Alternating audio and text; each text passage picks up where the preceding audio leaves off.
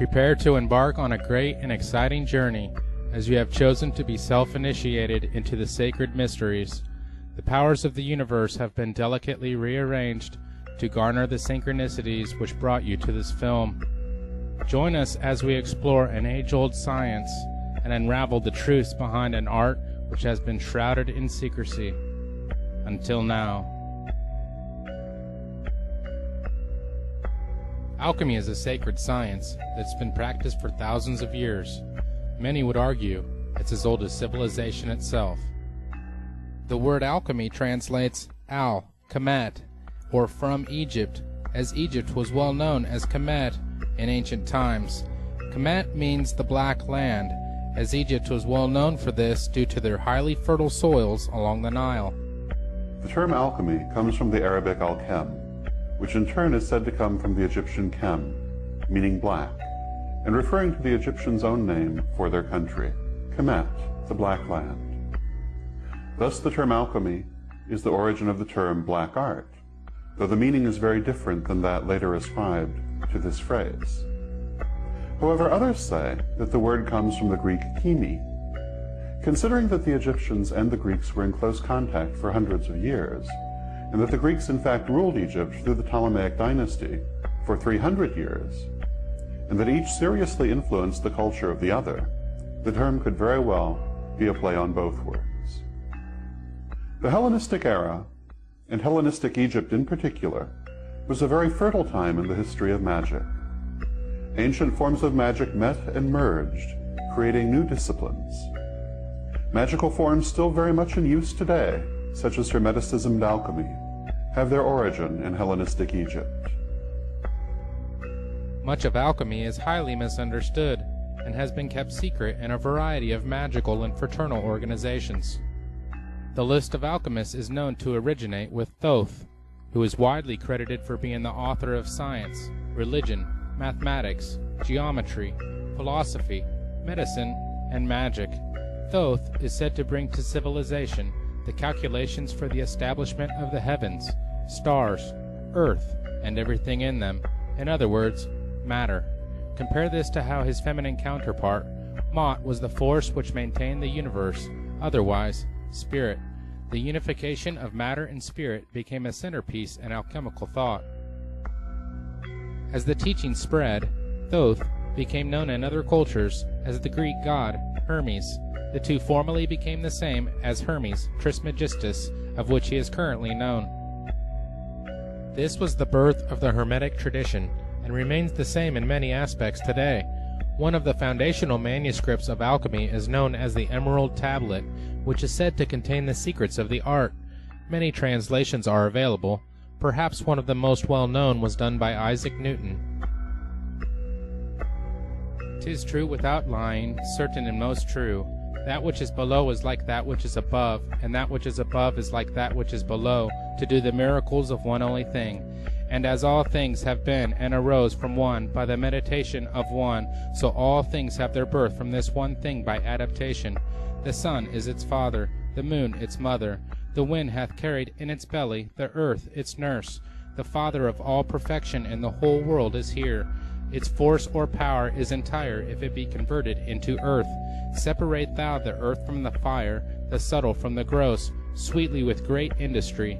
It ascends from the earth to the heaven, and again it descends to the earth, and receives the four things superior and inferior. By this means you shall have the glory of the whole world, and thereby all obscurity shall fly from you. Its force is above all force, for it vanquishes every subtle thing, and penetrates every solid thing. So was the world created. From this are and do come admirable adaptations, whereof the means or process is here in this. Hence I am called Hermes Trismegistus, having the three parts of the philosophy of the whole world. That which I have said of the operation of the sun is accomplished and ended. Famous alchemists have included the likes of Pythagoras, Galileo, Da Vinci, and Isaac Newton. Newton was not only the father of physics, he tried to be the father of chemistry as well. Except back then in the 1600s, they called it alchemy. So we have to realize that science, as noble as it is, has very humble beginnings. In fact, many researchers feel very strongly about how important the teachings were and the influence alchemy has had on many of the great minds of our time. The secret teachings were known as esoteric or occult or symbolist teachings and were held to contain the secrets of the universe and the keys to great magic. Those who were allowed to receive the mysteries often went on to join a who's who of historical movers and shakers. Pythagoras, Plato, Aristotle, Galileo, Copernicus, Da Vinci, Kepler, Isaac Newton, Napoleon. They were rewarded for their pursuit of the ancient wisdom with not just knowledge, but a new way of thinking that allowed them to write their names in human history. Hermeticism and the writings from the Hermetica were held to be the Western retelling of the wisdom from the mystery schools. They contained, albeit in a degenerated form, strains of the ancient wisdom said to have been passed down from the gods. There are fragmentary Hermetic texts dating from, dates in dispute, but dating from 3rd, 2nd, 1st centuries AD, in which the language and mode of expression is ancient Greek, but the subject matter is, if not entirely, largely derived from, or actually a part of, the ancient Egyptian doctrine of the transformation of the soul. This is the basis of the Hermetic belief, and it then proliferates into those various disciplines, is practiced in one form or another throughout Islam, percolates up into Western Europe in the Italian Renaissance, and then occupies much of the minds and hearts and studies of major Renaissance figures, up to and including Isaac Newton, who actually spent much more time of his life studying alchemy and number symbolism than he did studying what would now be modern science. This is an acknowledged fact that is seldom acknowledged by modern scientists. But as a matter of fact, Newton might be called not one of the last, certainly, but one of the most eminent of the Hermeticists. The alchemist's journey is known as the Great Work and is broken down into several chemical, psychological, physiological, societal, and planetary levels. The alchemists work with what is known as the three primes, or tria prima. These are sulfur, the omnipresent spirit of life; mercury, the fluid connection between the high and the low; and salt, base matter. The four elements are also very important to the alchemist and stand as primary principles: fire, water, earth, and air. All play an integral part in the alchemist's studies. The alchemist is familiar with 7 primary metals which are ruled, influenced, or dominated by 7 planetary influences used in alchemical work. They are gold, dominated by the sun, which provides energy and life to everything in the solar system. The sun is our sense of self, our willpower, organizing ability, self-integration, energy levels, vitality, and success.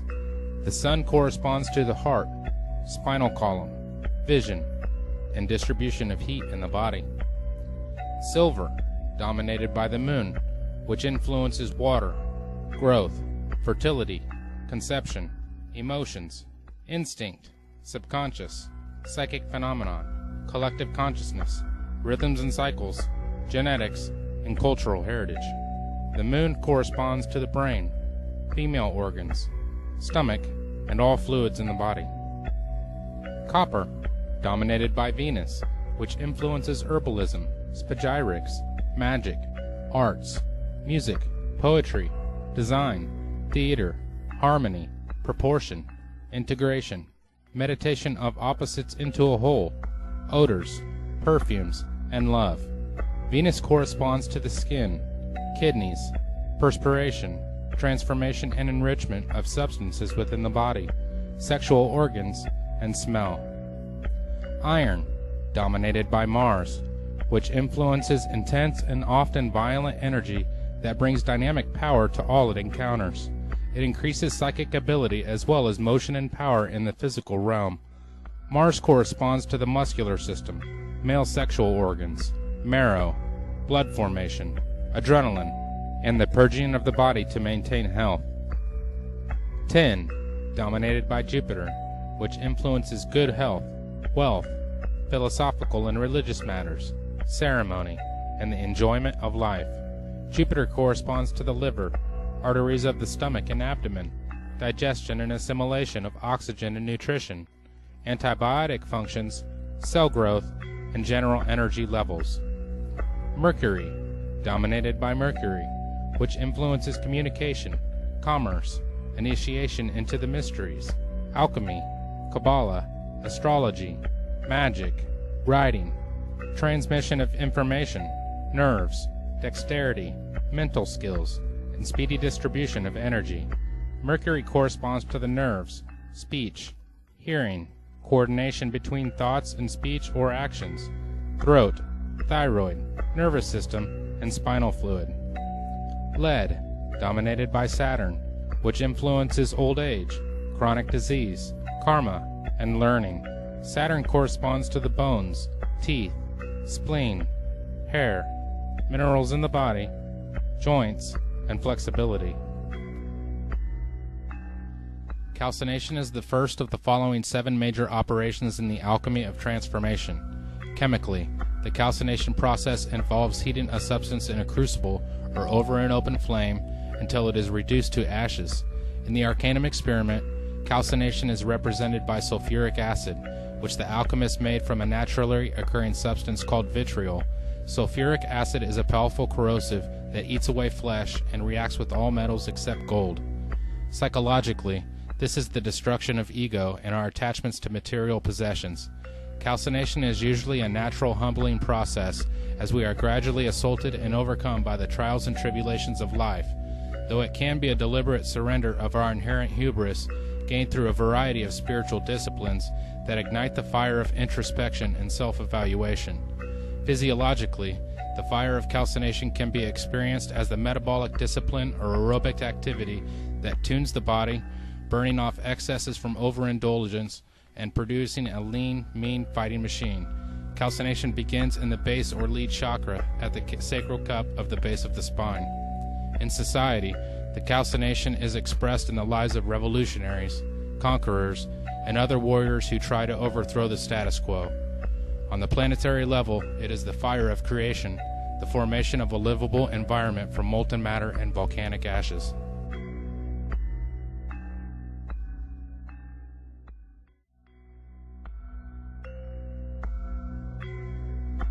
Dissolution is the second major operation in the alchemy of transformation.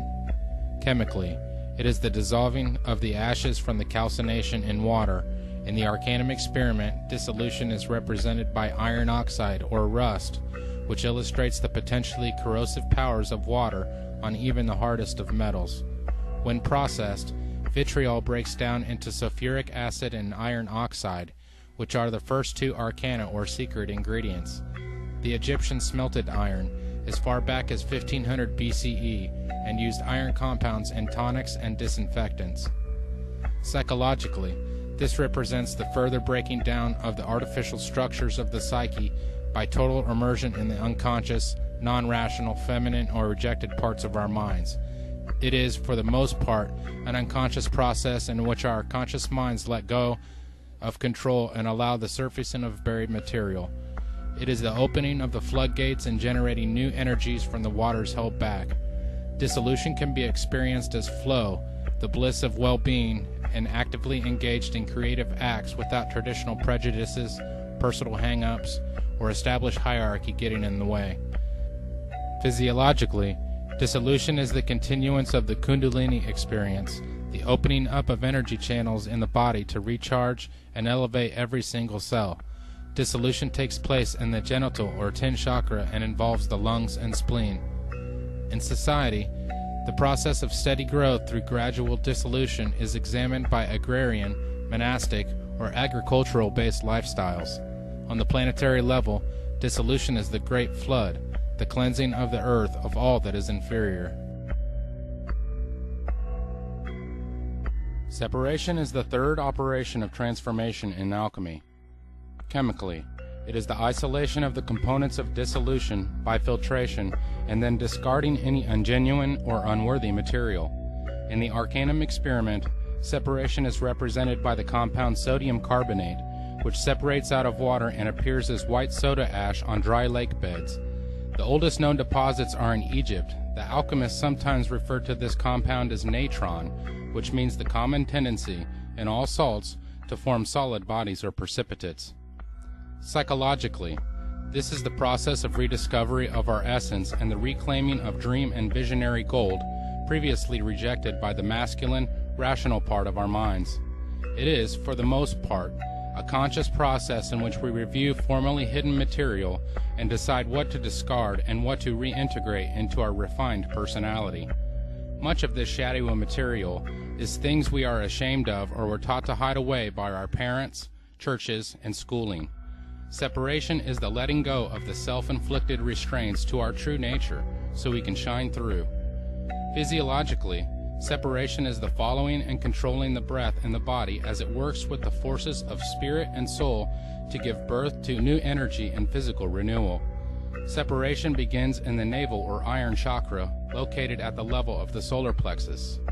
In society, separation is expressed as the establishment of clans, cities, and nationalities. Separation on the planetary level is represented by the formation of land masses and islands from the powerful forces of air, water, earth, and fire. Conjunction is the fourth of the 7 operations of alchemy. Chemically, it is the recombination of saved elements from separation into a new substance. In the Arcanum experiment, conjunction is symbolized by a nitrate compound known as cubic saltpeter or potassium nitrate, which the alchemists called natron, or simply salt. Blue-colored natron acid, or aqua fortis, was made by mixing potassium nitrate with sulfuric acid and was used to separate silver from gold. The inert residue precipitated from the acid during the reaction, like a child being born. Psychologically, it is the empowerment of our true selves, the union of both masculine and feminine sides of our personalities into a new belief system or intuitive state of consciousness. The alchemists referred to this as the lesser stone, and after it has been achieved, the adept is able to clearly discern what needs to be done to achieve lasting enlightenment, which is the union over the self, and often synchronicities begin to occur and confirm that the alchemist is on the right track. Physiologically, conjunction is using the body's sexual energies to perform transformation. Conjunction takes place at the level of the heart or copper chakra. In society, it is the growth of crafts and technologies to master the environment. On the planetary level, conjunction occurs when primordial life forms are created from the energies of the sun or lighting. Fermentation is the 5th operation in the alchemy of transformation. Fermentation is the 2-step process that begins with the putrefaction of the hermaphroditic child from the conjunction, resulting in its death and resurrection to a new level of being. The fermentation phase then begins with the introduction of new life into the product of conjunction to strengthen it and ensure its survival. Chemically, the fermentation is the growth of a ferment bacteria in organic solutions, such as occurs in the fermenting of milk to produce curds and cheese, or in fermenting of grapes to make wine. In the Arcanum experiment, the process of fermentation is represented by a compound called liquor hepatis, which is an oily, reddish-brown mixture of ammonia and the rotten egg-smelling compound hydrogen sulfide. Egyptian alchemists made ammonia by heating camel dung in sealed containers and thought of it as kind of a refined mercury that embodied the life force. Liquor hepatis means liquor of the liver, which they believed was the seat of the soul, and the color they associated with the compound was green, the color of bile. Surprisingly, liquor hepatis exudes a wonderful fragrance, and the alchemists made a perfume of it called balsam of the soul. Psychologically, the fermentation process starts with the inspiration of spiritual power from above that reanimates, energizes, and enlightens the alchemist. Out of the blackness of his putrefaction comes the yellow ferment, which appears like a golden wax flowing out of the foul matter of the soul. Its arrival is announced by a brilliant display of colors and meaningful visions called the peacock's tail. Fermentation can be achieved through various activities that include intense prayer, desire for mystical union, breakdown of the personality, transpersonal therapy, psychedelic drugs, and deep meditation. Fermentation is the living inspiration from something that is totally beyond us. Physiologically, fermentation is the rousing of living energy, chi or kundalini, in the body to heal and vivify. It is expressed as the vibratory tones and spoken truths that emerge from the throat or Mercury chakra. In society, the fermentation experience is the basis of religion, and on the planetary level, it is the evolution of life to produce higher states of consciousness.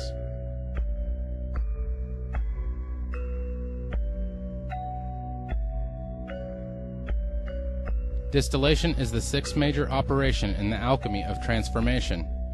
Chemically, it is the boiling and condensation of the fermented solution to increase its purity, such as takes place in the distilling of wine to make brandy. In the Arcanum experiment, distillation is represented by a compound known as black pulvis solaris, which is made by mixing black antimony with purified sulfur.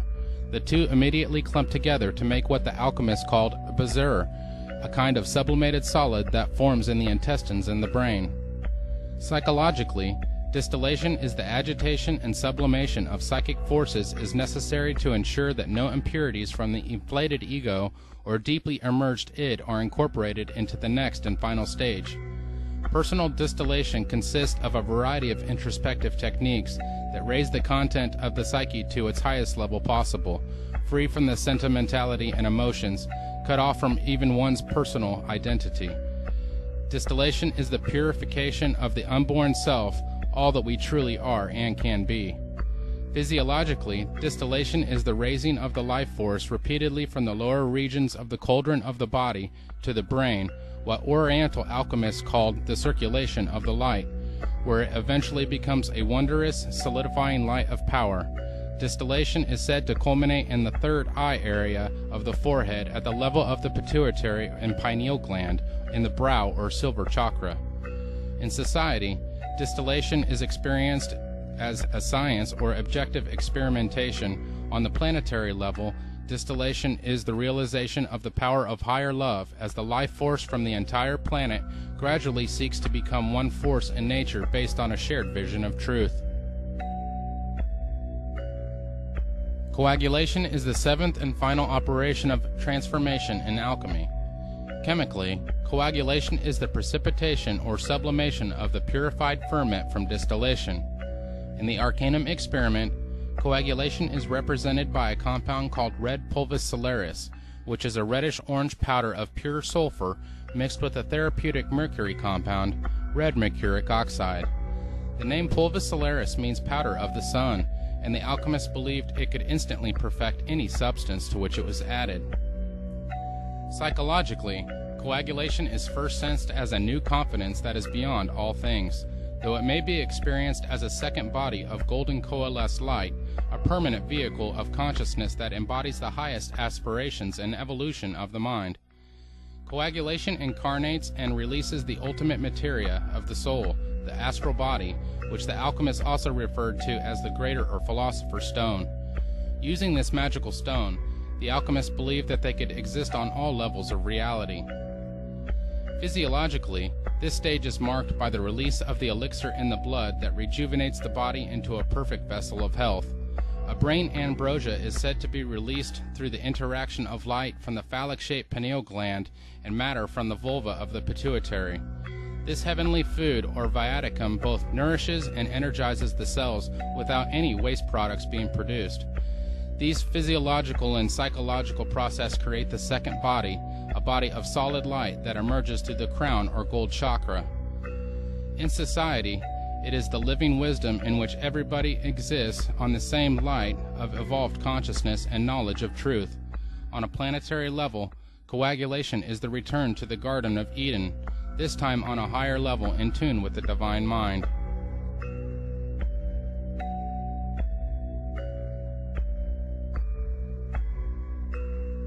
Most people have a very mistaken view of what alchemy is, based largely upon the caricatures of its enemies and the misunderstandings of the uninformed.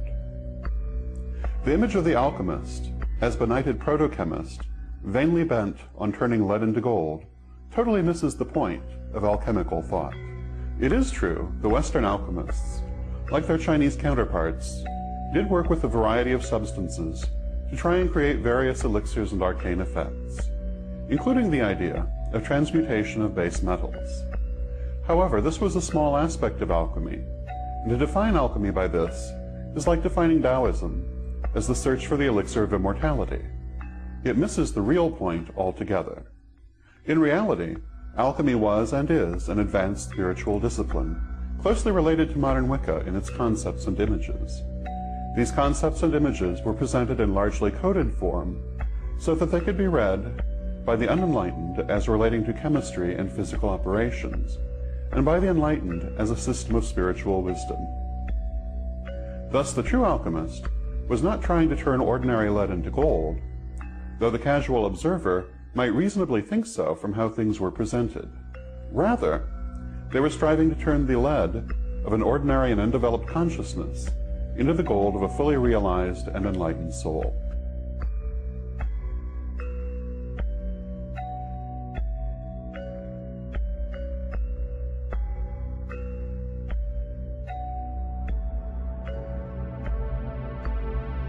The successful result of the alchemical process was the creation of the Philosopher's Stone.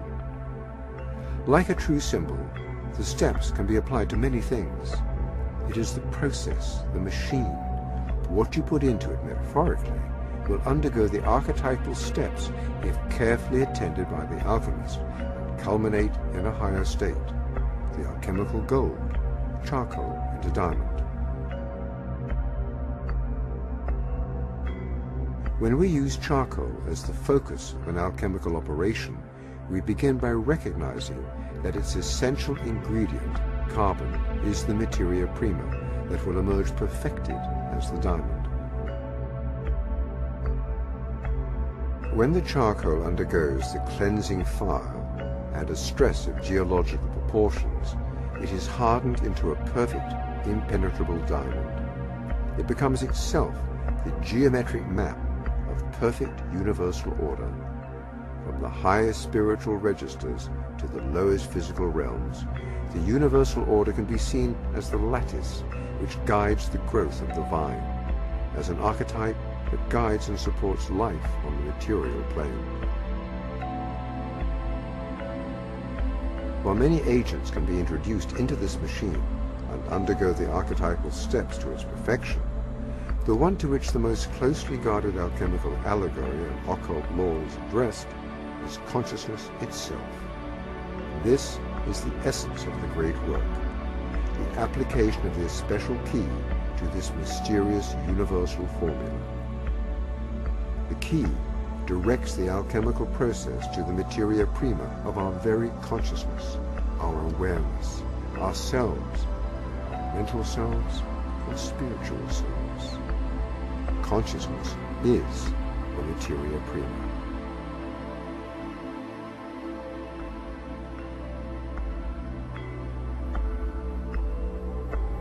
While the value of creating alchemical glass or alchemical gold may seem more obvious, one might ask, what is the benefit of applying the alchemical steps to consciousness?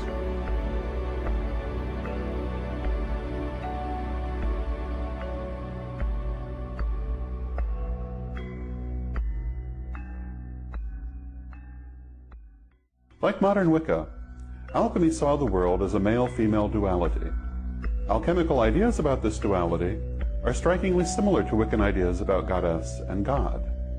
The masculine polarity was thought of as red and fixed, the feminine polarity as white and volatile. The union of these two produced the physical world.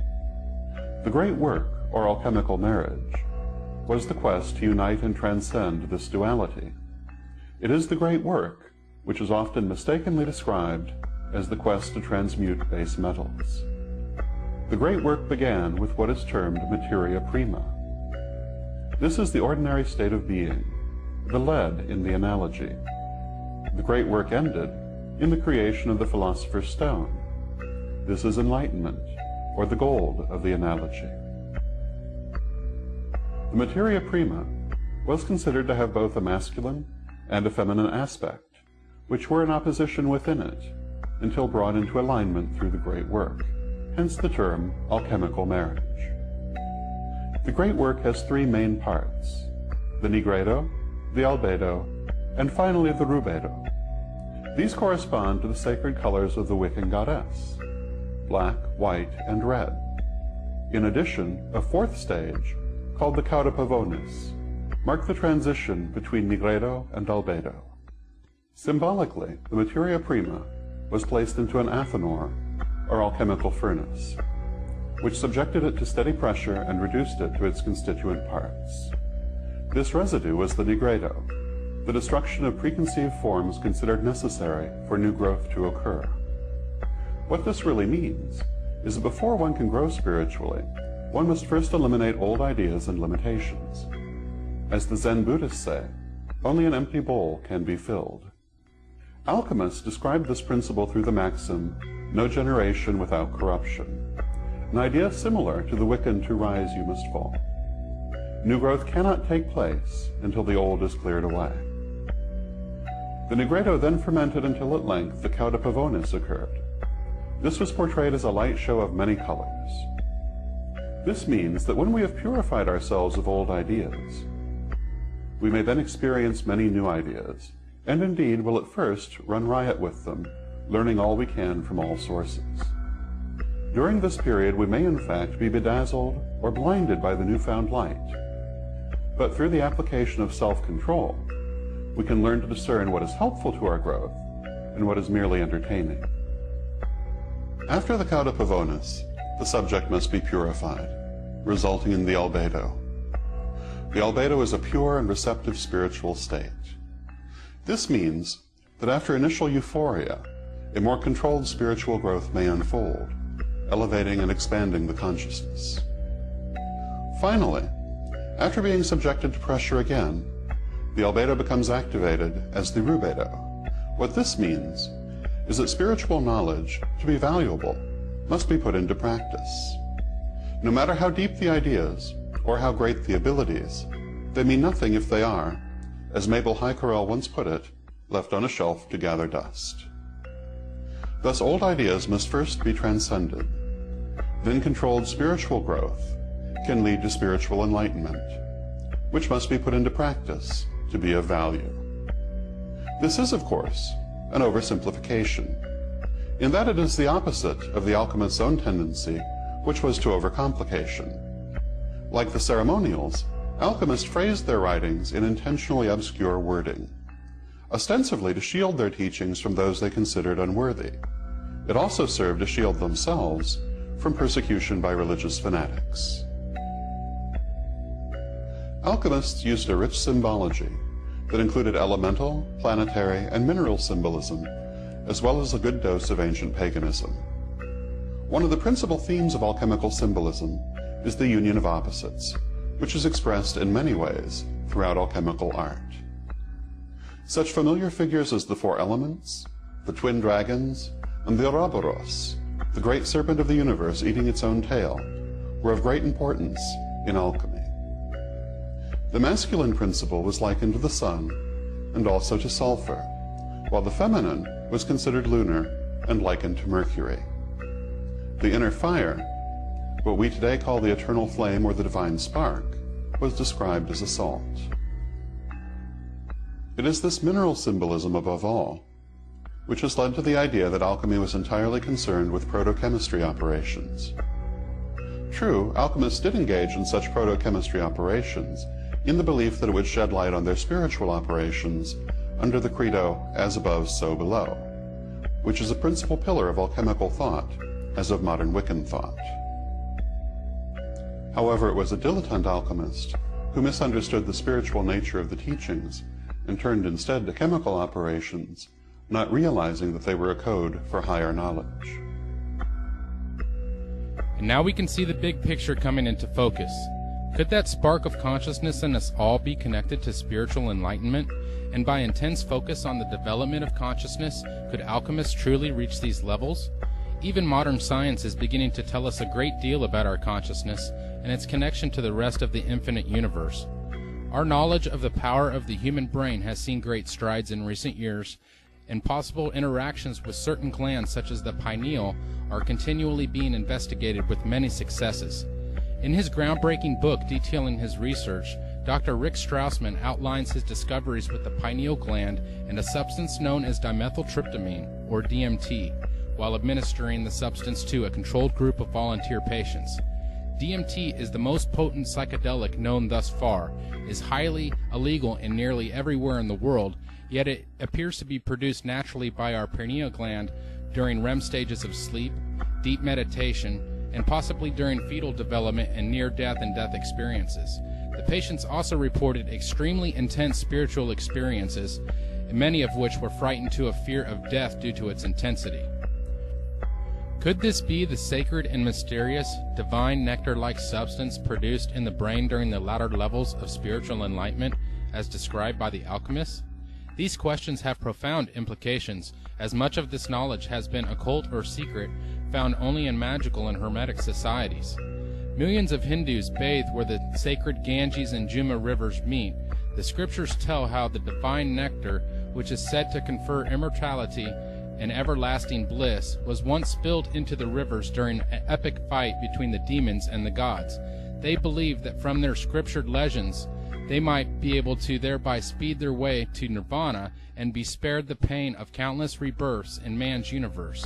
Amazingly, this appears to be a universal aspiration of the alchemist as well. Many say this substance occurs as the activation of the Ajna chakra, or third eye, takes place. This is where the sun and the moon, the masculine and feminine, right and left brain become balanced and synergistic. This makes sense scientifically, where the brainwave patterns of each hemisphere could create a magnetic field by this balance in the exact location of the pineal, located within the hypothalamus in the center of the brain. Within nearly every culture that has existed, there is a reference to the activation of the third eye, or Ajna chakra. This is no coincidence, but rather something that even science should be inclined to research due to its statistical probability alone. In actuality, there is quite a bit of substantiated evidence of this sacred science being all that it's described as, and more, when one has the keys to its meaning and applies it diligently to their life. Should alchemy continue to be unknown and hidden within the areas such as the Vatican and secret societies who wish to withhold it from mankind? Or should the knowledge and light be given to those that seek, as Prometheus did when he stole the fire from Zeus and gave it to mankind? This is the story of Eden, which tells us of a God that wants mankind to continue just tending to the garden, not to have a consciousness, not to have spirituality, not to be like him. It is our destiny to re-enter Eden, and freely eat from the tree, and drink from the waters of life. As it is written, surely we will not die, but know that which God knows. By this we realize our true nature and divinity. We must understand that we are truly spiritual beings having a human experience, not humans trying to have a spiritual experience. It is a diligent alchemist who comes to understand the true nature of reality and become the master, the guru, the teacher in their physical, emotional, and spiritual growth, a master of their own destiny. So what happened to the spiritual aspects of alchemy when modern chemistry and physics became common knowledge of that which concerns matter, following the works of Isaac Newton? Much of the interest in psychological and spiritual aspects of alchemy were nearly forgotten in modern science until the work of Carl Jung, who revolutionized psychology by exposing the relationships between alchemy, Platonism, and modern psychology techniques. In fact, he believed much according to the credo, as above, so below, that one could be understood by understanding the other. I was always looking for something in between, you know, something that linked that remote past with the present moment.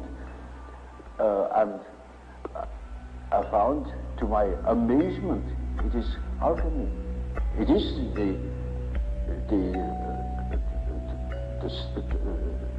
the basis of our modern way of perceiving things. And therefore, it is as if it were right under the threshold of consciousness. This is a wonderful picture of how the development of archetypes, that means the movement of archetypes, looks when you look upon them as if from above, maybe from today you look back into the past and you see how the present moment has evolved out of the past. And we can construct or even predict. Modern-day philosopher and author Terence McKenna also did a great deal to revive spiritual alchemy and its connection to consciousness and our divine nature, which he consistently reiterated in his many lectures. Everything occurs in the presence of its opposite, and out of that there is generated the friction, the heat, and the light that all comes together in an indissoluble package as part of life.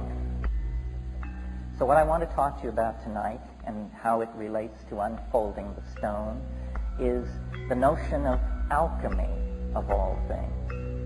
Alchemy, as I'm sure many of you know, is really the secret tradition of the redemption of spirit from matter.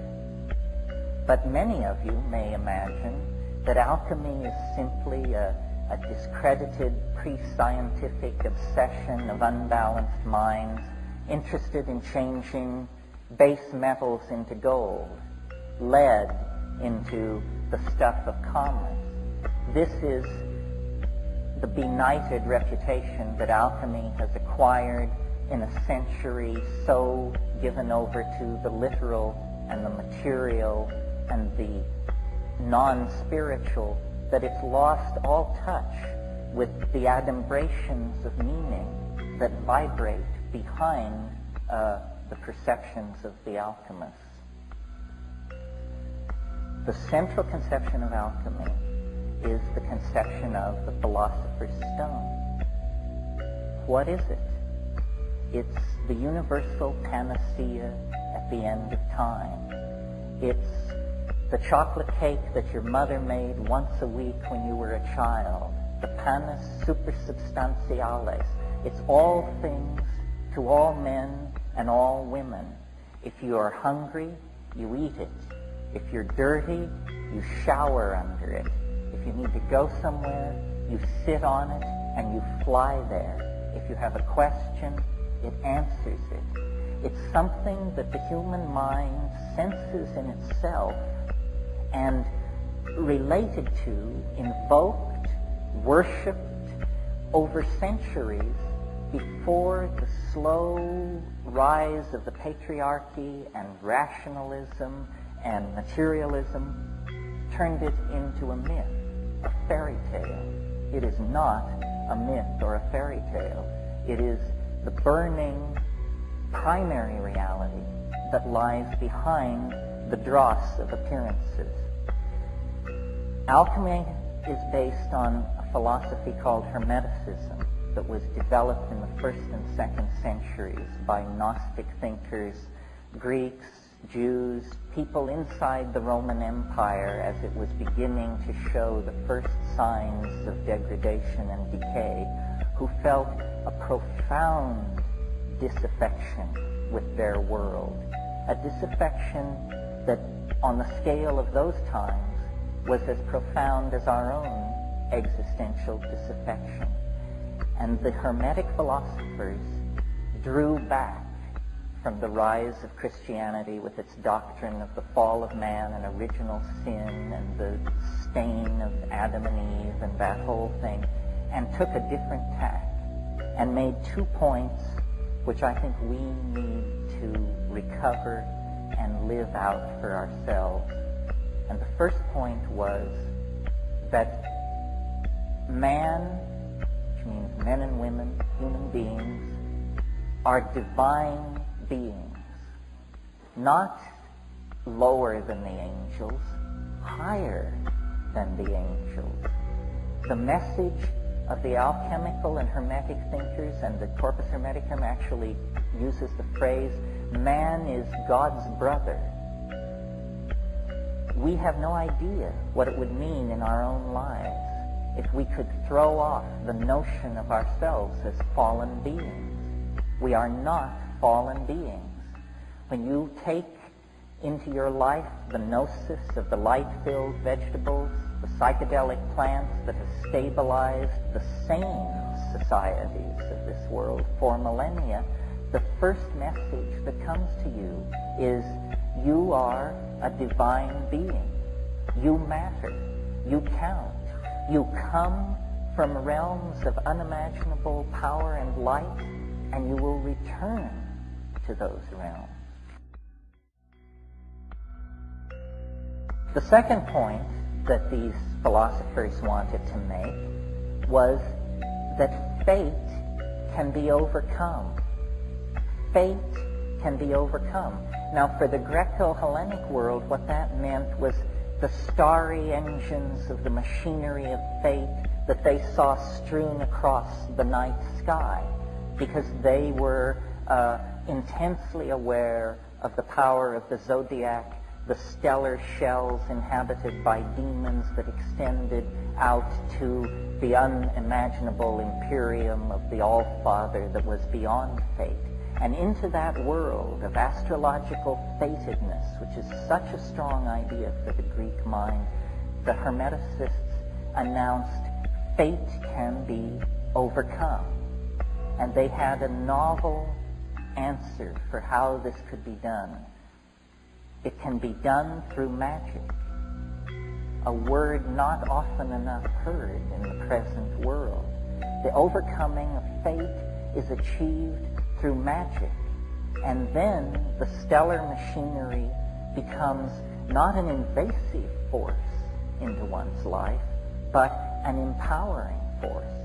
Now, some of us may believe in astrology and some of us may not. We are all strongly influenced by the notion of fate, of our powerlessness in an existential world.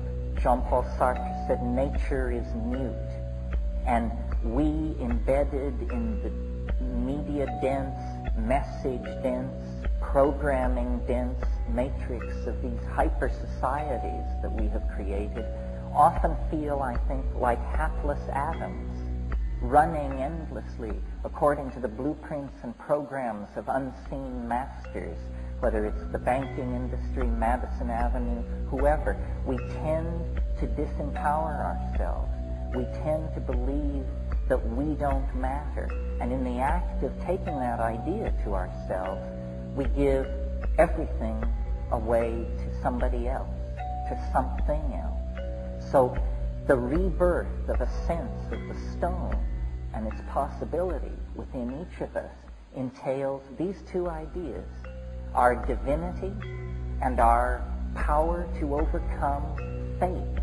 There is no inevitability in our lives unless we submit to the idea of inevitability and then give ourselves over to it. The practice of transcending time and consciousness was also very prevalent in South America, with the Maya in particular, where clocks of stone were designed, created, and heavily used for the purposes of conquering time and consciousness. This also seems to be closely associated with the detailed understanding of astrology and how the earthly realm and spirit realm are connected. Needless to say, the universal truths found in the path of alchemy are deeply embedded in some way into almost every culture. Many say that this information presented to you here should not be told to those who aren't chosen, so to speak, or initiated into a fraternal order which guards it and holds it over the heads of its members, feeding them a diluted version, a little here and a little there. However, this is a crumbling ideology, and it is our belief that we are all chosen, and many of us simply have yet to realize our universal calling. In later films, we will discuss this and a variety of other subjects in more detail as to the history and practical application in these areas. We hope that you have enjoyed this film and that it has cleared up some of the misconceptions about this very sacred science, the great work, and alchemy, Sacred Secrets Revealed.